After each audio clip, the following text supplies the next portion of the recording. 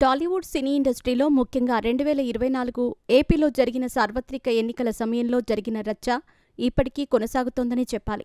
ముఖ్యంగా అల్లు అర్జున్ తన మేనమామ పవన్ కళ్యాణ్ కూటమి తరపున పిఠాపురం నుంచి పోటీ చేసినప్పుడు మేనమామకు సపోర్టుగా ప్రచారం చేయకుండా వైసీపీ అభ్యర్థి తన స్నేహితుడైన శిల్పా రవిచంద్ర కిషోర్ రెడ్డికి సపోర్ట్ చేస్తూ ప్రచారం చేయటమే అసలు వివాదానికి కారణమైంది.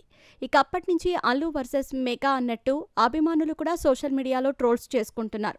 దీనికి తోడు రామ్ చరణ్ అల్లు అర్జున్ని తన ఇన్స్టాగ్రామ్ ఖాతాలో అన్ఫాలో చేయటంతో సరికొత్త అనుమానాలకు దారితీస్తోంది.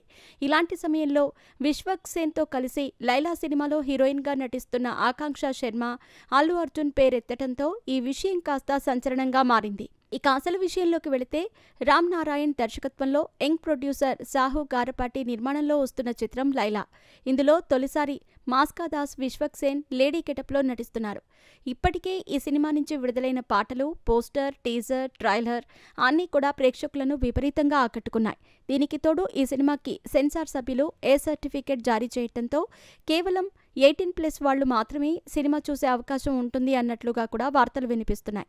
ఇదిలా ఉండగా మరొక వైపు ఫిబ్రవరి 9న జరిగిన ఈ సినిమా ప్రీ రిలీజ్ ఈవెంట్కి మెగాస్టార్ చిరంజీవి ముఖ్య అతిథిగా వచ్చారు. ఇది కూడా సినిమాకి కాస్త ప్లస్ కానుంది. ఇలాంటి సమయంలో ఆకాంక్ష శర్మ అల్లు అర్జున్ పేరు ఎత్తడంతో మెగా అభిమానులు అసహనం వ్యక్తం చేస్తున్నారు.